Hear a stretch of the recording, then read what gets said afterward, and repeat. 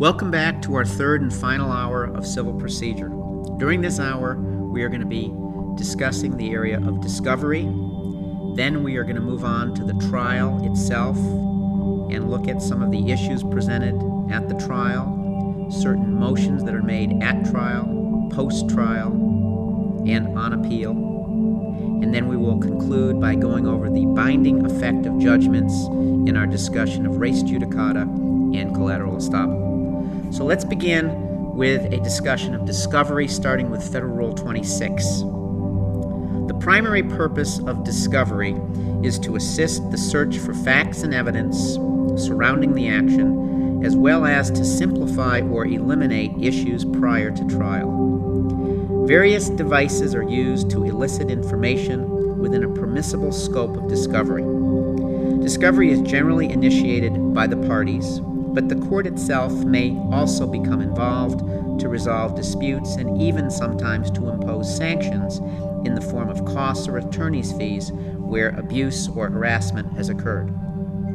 As a general rule, a party may seek discovery of any matter that is, number one, relevant to the subject matter of the action, and two, not privileged. These are the two key issues that you will be asked to analyze on your law school exams: relevancy and privilege. Discoverable material need not itself be admissible at trial, but privileged material is both inadmissible and not discoverable. Now, there exist 5 basic types of discovery devices under Rule 26. Let's briefly go over each of them. First, we have oral and written depositions. Oral and written depositions. These are covered specifically by Rules 30 and 31. Second, we have interrogatories to parties. Interrogatories to parties. Rule 33 covers these. Third, inspections and production of documents. This is Rule 34. Number 4, physical and mental examinations, covered by Rule 35. And finally, number 5, requests for admissions, which is the focus of Rule 36. Now, interrogatories, physical and mental examinations, and requests for admission are devices available only to seek information from a party. Discovery from non-parties is generally done by deposition or by what is called a subpoena ducis tecum, which is a judicial order compelling a non-party to bring with him documents to the deposition. So discovery from non-parties is generally done by deposition or this subpoena ducis tecum. All right, let's look at depositions for a moment, Rules 30 and 31. A deposition is an out-of-court examination of a potential witness or deponent taken under oath. The deponent is subjected to both direct and cross-examination by the attorneys. The examination may be oral or written, but the witness answers orally and a court reporter transcribes the proceeding. Any person may be deposed. Depositions of a party require proper notice to that party, whereas deposition of a non-party requires both service of notice and a subpoena. Depositions may be taken at any stage of the proceeding. Generally, the defendant is given the first opportunity to take depositions. Now, at trial, the deposition of a witness may be admitted to impeach the deponent's testimony. So the effect of a deposition at the trial, the deposition of a witness, may be admitted to impeach. Or it may also be admitted as substantive evidence if the witness is unavailable under a hearsay exception for former testimony. Whereas on the other hand, the deposition of a party may be admitted at trial, both to impeach and as substantive evidence. Now Now let's turn to interrogatories, Rule 33. Interrogatories are written questions sent by one party to be answered in writing by another party. Only parties may be served with interrogatories. Interrogatories offer a way to determine the thought processes of the opposing party. Interrogatories must be answered according to information, quote, known or discoverable upon reasonable inspection by the party. Where a request involves burdensome investigation, the party may choose to provide the requesting party an opportunity to inspect the records where the information may be found.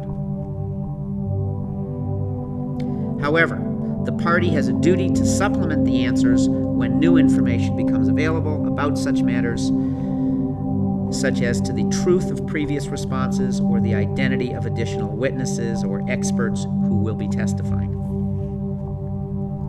Next, inspection and production of documents, Rule 34. Any party may request another party to produce documents, photographs, records, or other tangible items. Even a request to enter and inspect real property is proper. Regarding the production of documents in the possession of a non-party, a subpoena is required. The party challenging production has the burden to show lack of good cause. A request for inspection or production may be made at any stage of the proceeding. Next, physical and mental examinations, Rule 35. Only a party whose physical condition is in issue, in other words, a plaintiff in a personal injury action, only a party whose physical condition is in issue may be examined. The party seeking examination must obtain a court order upon a showing of good cause, in other words, a showing of a reasonable likelihood that the examination will produce information probative of the condition in issue. Both parties must be given the results of the examination. Also, since the party has placed physical or mental condition in issue, the matter is not privileged. And furthermore, the doctor-patient privilege is deemed to be waived as to all other examinations of that party regarding the particular condition at issue. Finally, we have requests for admissions, Rule 36. A request for admission is a device used to eliminate issues prior to trial by identifying facts that are not in controversy. Requests for admissions may only be served on parties without the need for a court order. The responding party must either specifically deny the request or object to it on the basis of relevance or privilege. Failure to properly deny or object constitutes an admission in the pending action unless the party, after reasonable inquiry, lacks sufficient knowledge to enable admission or denial. And again, a request for admission may be made at any stage of the proceeding. Let's look next at Rule 26, which deals with disclosure requirements. As we've stated, the general obligation imposed on the disclosing party by Rule 26 is to make reasonable inquiry into the facts then available. There are three types of disclosure required by Rule 26. First, initial disclosures. Second, disclosure of experts, which is the most highly tested area. And third, pretrial disclosures. So let's take a brief look at each. Initial disclosures would include such facts as name, address, phone numbers of individuals who have relevant information, copies of relevant documents, a computation of damages claimed, copies of insurance agreements under which liability might arise against an insurer. Second area, disclosure of expert testimony, Rule 26b-4. Again, this is a highly tested area. Names of testifying experts must be disclosed, along with a summary of the grounds for each opinion. The disclosure must state the subject matter on which the expert is expected to testify, as well as the substance of the facts and opinions to which the expert is expected to testify. Thereafter, by motion, courts routinely permit further discovery either by deposition or a subpoena ducis tecum. Now, as to retained experts, these are formal consultants, retained experts who are not expected to testify. As to retained experts who are not expected to testify, discovery is allowed only upon a showing of exceptional circumstances under which it is impracticable for the party to obtain facts or opinions on the same subject by other means. In other words, the party cannot obtain another opinion of the same quality. So for retained experts, formal consultants who are not expected to testify, discovery is available, but only if exceptional circumstances exist. This is the area you're most likely to be tested on. There is no discovery generally allowed, however, as to non-retained, informally consulted experts. These would be ordinary or informal consultants, unless, again, there's a showing of exceptional circumstances. But it would not be as likely here when we're dealing with informal consultants rather than formal consultants. Now, let's take a look at the third area of disclosure, pretrial disclosure. Pretrial disclosures would include a list of testifying witnesses, potential witnesses, deposed witnesses, and their transcripts, plus a list of other documents or exhibits which may be expected to be admitted. Perhaps the most highly tested area for discovery on law school exams is the area of work product, Rule 26b3, work product. Now, as mentioned earlier, any matter may be discovered that is relevant, non-privileged, and reasonably calculated to lead to the finding of admissible evidence. A qualified immunity from discovery exists to protect an attorney's work product. Let's go over the definition of work product. Work product consists of material prepared by the attorney herself for her own use in anticipation of litigation. Material prepared by the attorney herself for her own use in anticipation of litigation. As a general rule, work product is absolutely protected as to any writing which reflects the attorney's thoughts, her mental impressions, conclusions, or opinions, as well as her legal theories and legal research. Work product absolutely protected as to those areas. Now, on the other hand, where the court is convinced that the information being sought is essential to the party's case and there is no other reasonable means available to obtain equivalent information without due hardship, then attorney work product as to these other areas may be discoverable. In other words, material prepared for the party by a formal consultant, a surety, an insurer, an accountant, or an agent may be discoverable. Now let's turn to a short focus on the procedural aspects of discovery. First, let's take a look at what's called a motion to compel. The court may grant a motion to compel production where a party's discovery request is not met or where the response is evasive or incomplete. The device used there is a motion to compel. There's another device. It's called a protective order. A protective order.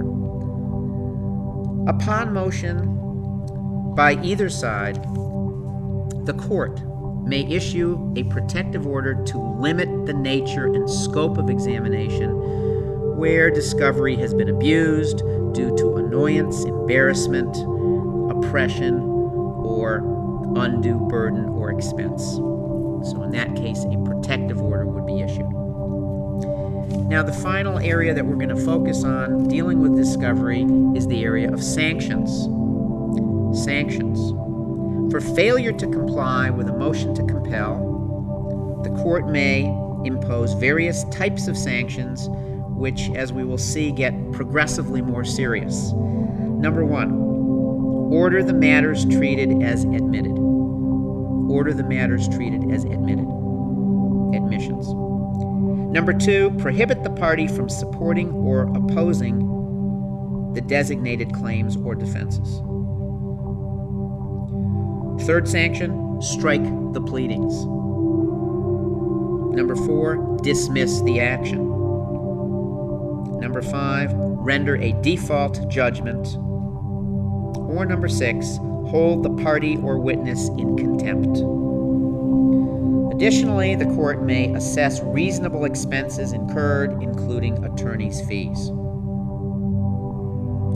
So that is a brief coverage of discovery. Most essays include one or more discovery issues, so be familiar with the different devices and the procedural aspects of discovery. At this point, we're going to now move on to our next main area, which is a chronology of the civil proceeding itself. First, let's look at pretrial conferences. Under Rule 26F, the parties must arrange a meeting, and at this meeting they discuss their claims, their defenses, possible settlement, and a plan of discovery. Next, Rule 16B requires a scheduling conference, which sets forth the time limitations for joinder, motions, discovery, as well as establishing a trial agenda. So the scheduling conference comes next to set up a trial agenda. Additional pretrial conferences are discretionary. The judge has broad authority to facilitate settlement, including rulings, even on motions for summary judgment at this time. At the close of the pretrial conference, the judge then issues what is called a pretrial order. The general rule: once issued, the pretrial order supersedes the pleadings. In other words, issues which are raised by the pleadings but not contained in the pretrial order cannot be tried. However, in some instances, the pretrial order may be amended, that would be the remedy, amendment, either to avoid prejudice to a party or in the situation where new evidence is discovered. So the pretrial order supersedes the pleadings, but in certain cases it may be amended. Now let's turn to trial issues. First, the right to jury trial. The Seventh Amendment right to jury trial in civil cases applies to the federal government as a Bill of Rights limitation on federal courts.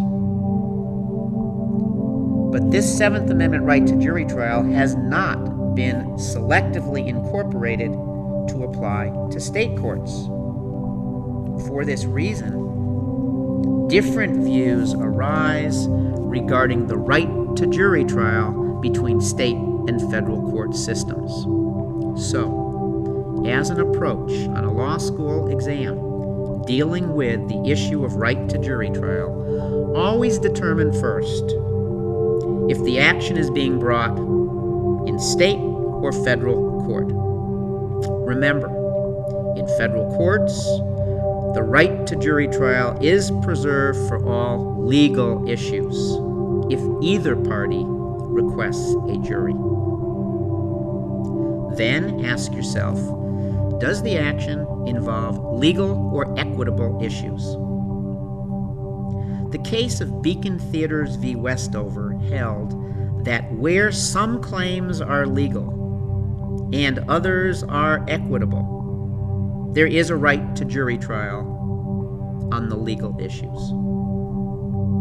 Now, as a general rule, where legal and equitable issues are joined in one action,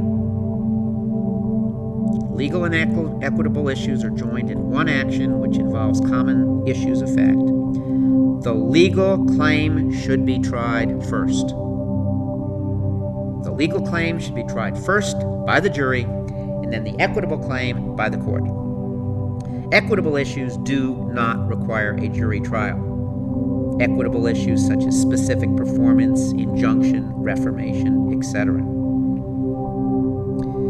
Now, another rule to be aware of in this area of legal versus equitable interests is that where both legal and equitable relief are being sought, the defendant may not be denied the right to jury trial as to the damage issues by characterizing them as being, quote, incidental to the equitable issues. That was the holding in the Dairy Queen v. Wood case. Now, federal courts must permit a jury trial in any common law diversity action, even if state courts would deny such a right. In any diversity action, the federal court must permit a jury trial, even if state courts would deny such a right. State law, in this case, is disregarded. Next, let's turn briefly to the area of jury selection. A federal jury of 6 persons, and there can also be up to 6 alternate jurors as well. A federal jury of 6 persons is allowed under Rule 47, selected by a fair and impartial voir dire process. There's 2 kinds of challenges you should know about: challenges for cause and peremptory challenges. First of all, challenges for cause. Potential jurors who are found to be either biased or related to parties or personally interested in the case or otherwise not partial may be challenged, quote, for cause and excused with no numerical limit to the number of challenges. So a challenge for cause can be based on bias, relationship, personal interest, or otherwise a finding of no impartiality. So this is a challenge for cause, and there is no limit as to the number of such challenges. On the other hand, we have what are called peremptory challenges. Federal courts allow each party 3 peremptory challenges, in which case no reason need be given for excusal of a potential juror. So for a peremptory challenge, there need be no reason given for removal, for excusal. However, note that peremptory jury challenges which are based on either race or gender violate equal protection and are unconstitutional in both civil and criminal cases, regardless of which party makes the challenge. Now let's turn our focus to some of the motions for disposition without trial. Either the court, on its own motion, or either party, plaintiff or defendant, may seek to terminate a civil action at some point prior to trial. Let's look first at what's called a voluntary dismissal, Rule 41. The plaintiff may request a voluntary dismissal without prejudice. However, once the defendant has filed an answer or a motion for summary judgment, at this point, court permission, leave of court permission is required to dismiss without prejudice. On the other hand, note that if a case is dismissed with prejudice, then any future litigation of the claims involved will be barred. Now, on the other hand, let's turn to involuntary dismissal. Either upon request by the defendant or by the court on its own motion. An order for involuntary dismissal can be imposed upon the plaintiff. This type of order for involuntary dismissal is generally done with prejudice. In other words, it is a bar to future litigation. Examples typically deal with some failure by the plaintiff to comply with procedural rules, untimely filing of motions, or disobeying a discovery order would be examples.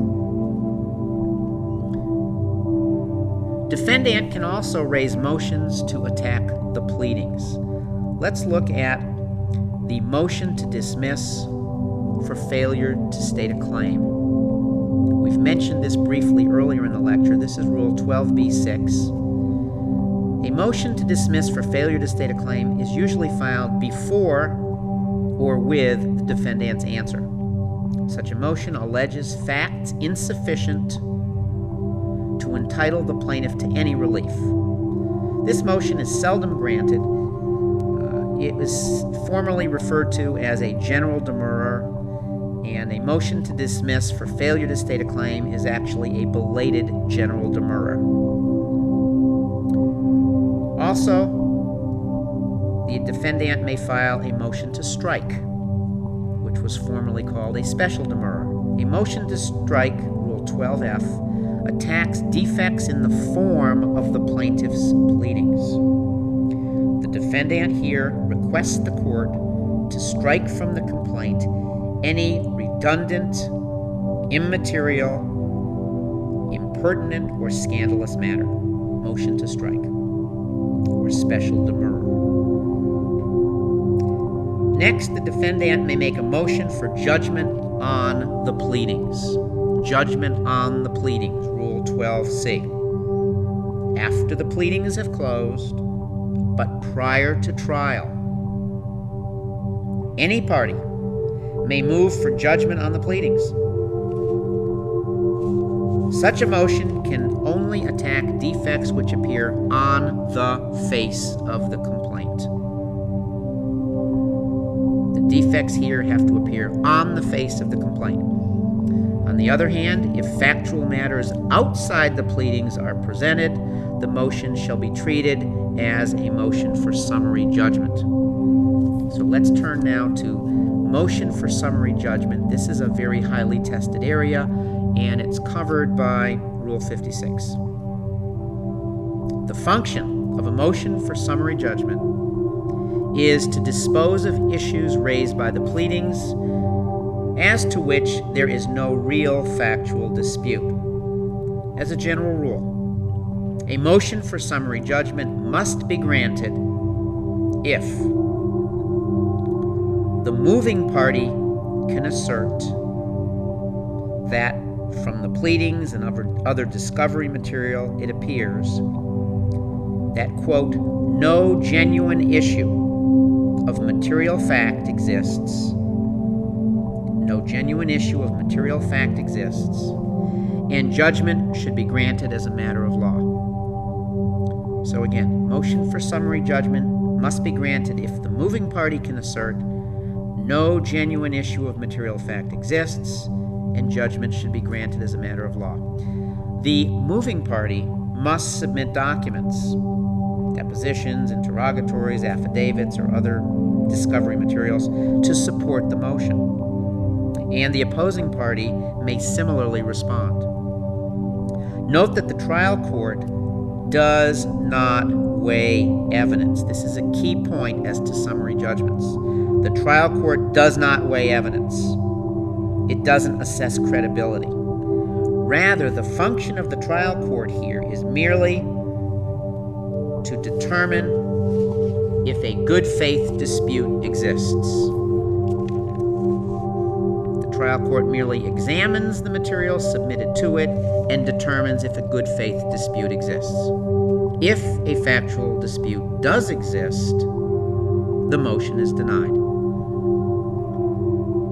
The defendant may file a motion for summary judgment anytime if it it's the plaintiff who is doing so, the plaintiff may generally do so within 20 days after the action commences. Now let's turn to motions which are made during the trial. We're going to be looking at some rather important motions here, which are often tested. We're going to be looking first at a motion for a directed verdict, which is now called under Rule 50B a motion for judgment as a matter of law. So motion for directed verdict, the previous name, or motion for judgment as a matter of law. And be aware of the timing as we go through these final motions. At the close of the other party's case, but before the case is submitted to the jury, either party may move for a judgment as a matter of law. The standard the moving party must show is that the opponent has presented no substantial evidence to support a jury verdict in his favor. So the rule here is this: the evidence must be viewed in the light most favorable to the non-moving party, such that no reasonable jury could find in favor of that party. Once again, the evidence must be viewed in the light most favorable to the non-moving party, such that no reasonable jury could find in favor of that party, the party opposing the motion. A motion for a directed verdict tests the sufficiency of the evidence, whether there is sufficient evidence to raise an issue for the jury. So let's note a distinction here. Motion for summary judgment does not weigh evidence, but motion for directed verdict, motion for judgment as a matter of law, does test the sufficiency of the evidence. A motion for directed verdict must be made before the jury verdict. It has to be made before the jury verdict. After the jury has rendered its verdict, this very same motion can be renewed, but if and only if such a directed verdict motion was originally made before the verdict. But in this case, where it's renewed after the jury verdict has been issued, the motion is called by a different name. It's the same motion, it just gets a different name. It is called in this later time frame a judgment notwithstanding the verdict, or as you will learn it, a JNOV. Federal Rule 50B, JNOV. Now, a motion JNOV, again, tests the sufficiency of the evidence. It must be filed within 10 days after entry of judgment.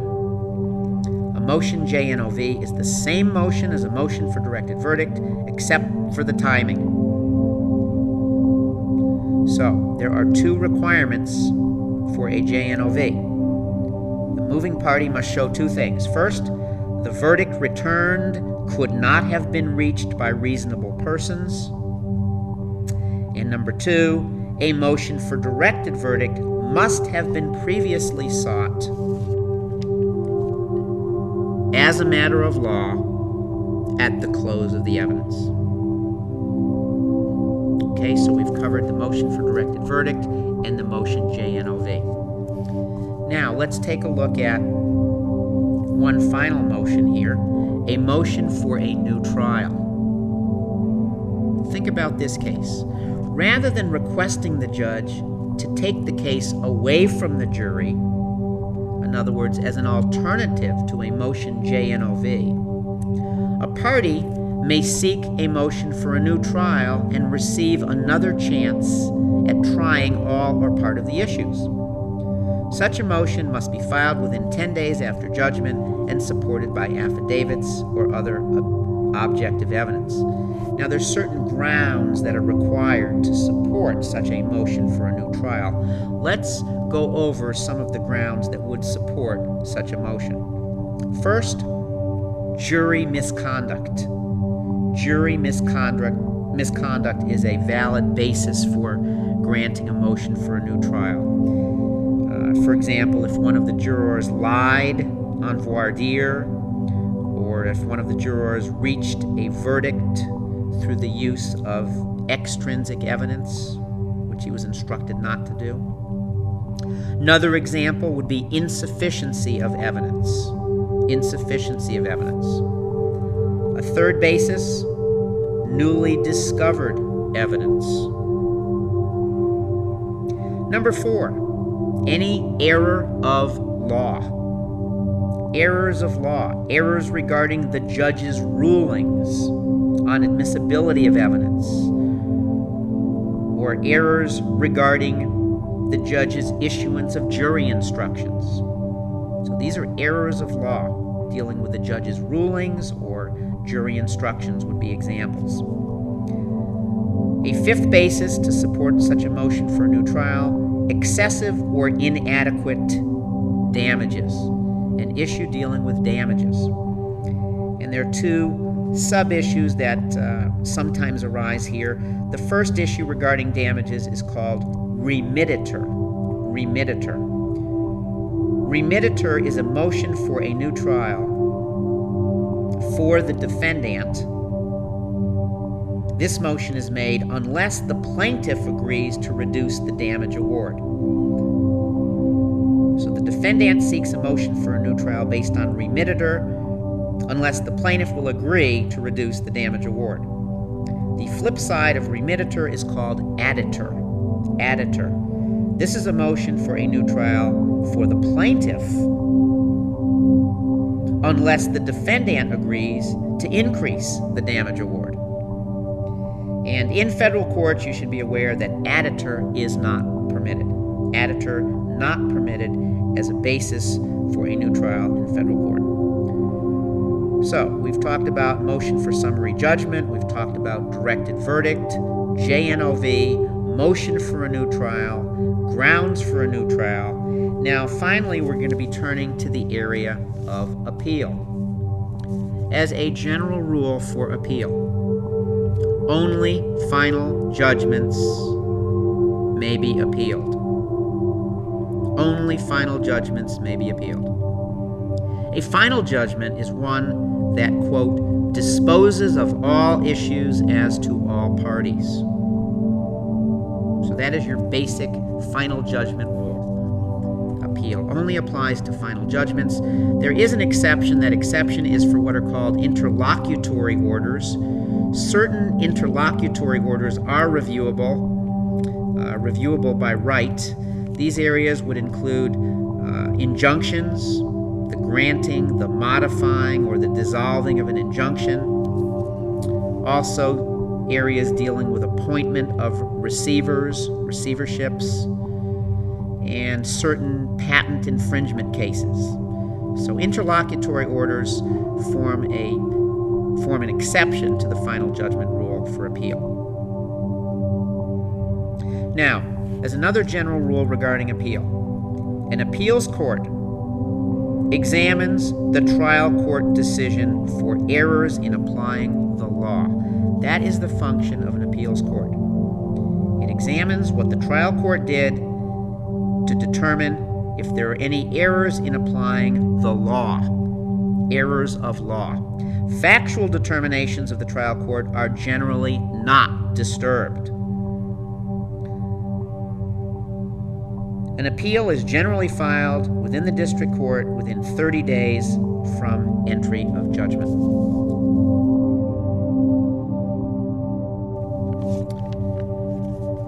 Now, at this point in the lecture, we have arrived at our final area that we're going to be focusing on in our study of civil procedure, and we're now going to take a look at the binding effect of judgments on future actions. Once the judgment has been rendered, what is the binding effect of that judgment on any future actions? We're going to be looking at the 2 issues of res judicata and collateral estoppel. So let's look first at res judicata. Res judicata is claim preclusion. Claim preclusion. The doctrine of res judicata prevents relitigation of a cause of action once a final judgment on the merits has been rendered by a court which has proper personal and subject matter jurisdiction. So that is your basic doctrine.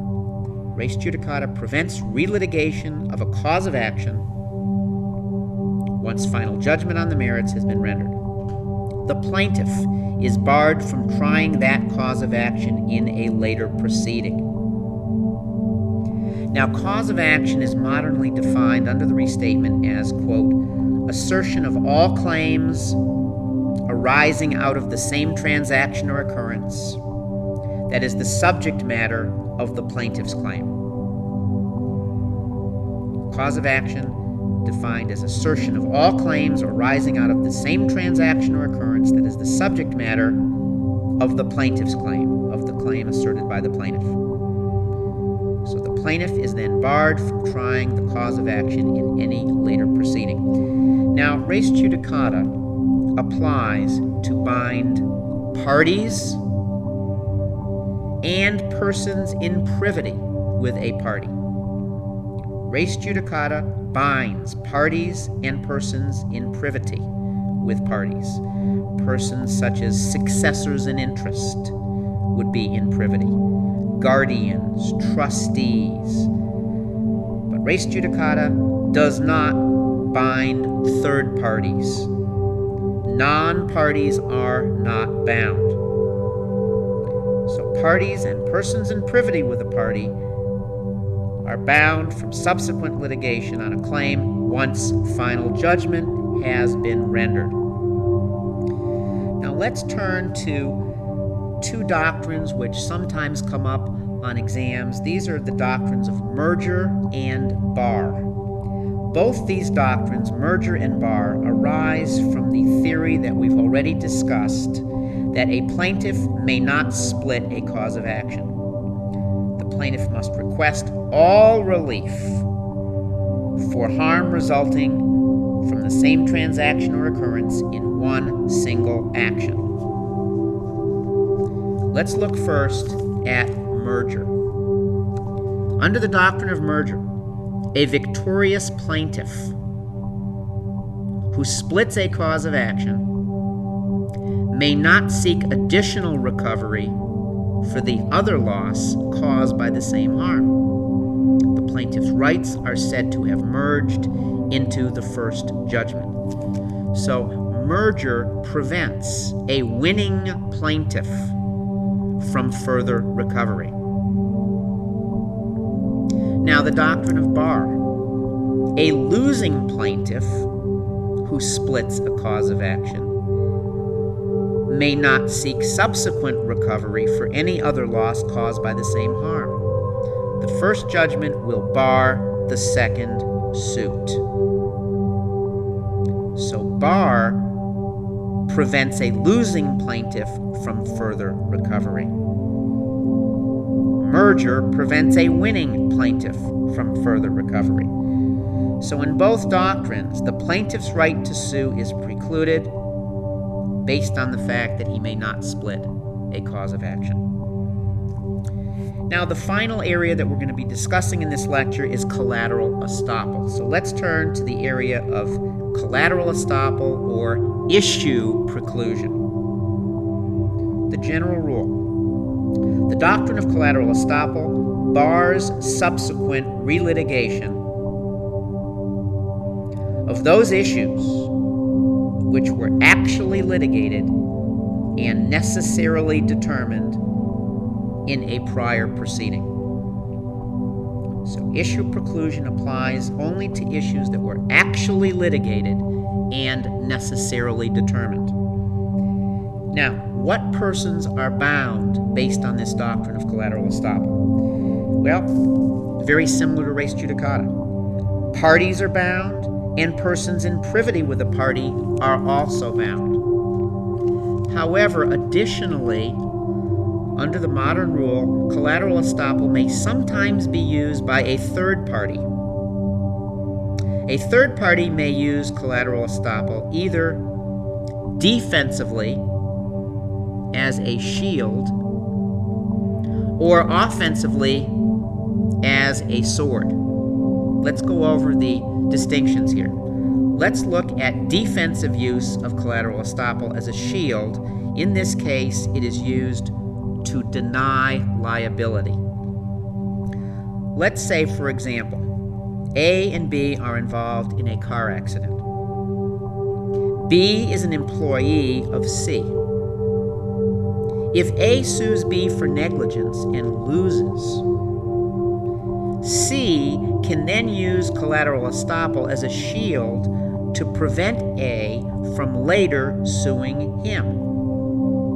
The issue of B's lack of negligence has already been determined in the first suit and may not be relitigated. So in this case, C could use collateral estoppel defensively as a shield to deny liability in a subsequent suit. Now, finally, offensive use of collateral estoppel as a sword. Here, collateral estoppel is used to establish liability.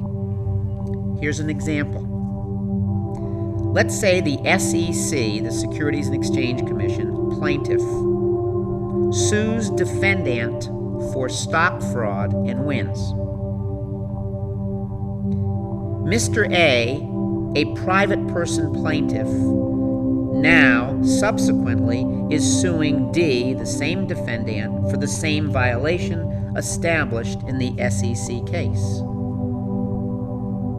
A, the plaintiff, can now use the issue of defendant's liability for stock fraud in the previous action. He may use that issue as a sword and recover on the issue of fraud. That is an example of offensive use of collateral estoppel as a sword to establish liability.